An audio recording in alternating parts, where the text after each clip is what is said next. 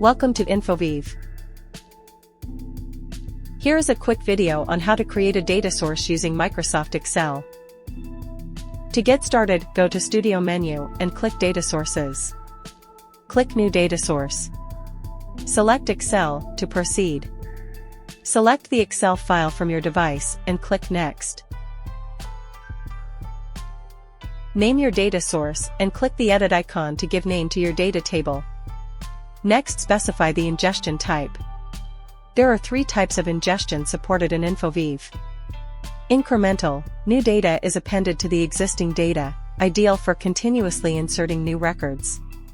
Truncate and reload, new data replaces the existing data, ideal for fully refreshing the data. Update, new data is matched with existing records based on specified keys, ideal for updating existing records or inserting new ones based on a key column. Click Add File to include additional files in the same data source. Click Add Calculated Column to add a new column.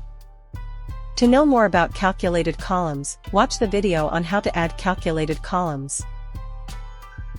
In the table schema, modify the column types as needed and click Save. Next, add measures and dimensions to your data source. To know more about measures and dimensions, watch the video on how to configure measures and dimensions. Click Upload Data to upload data into the data source.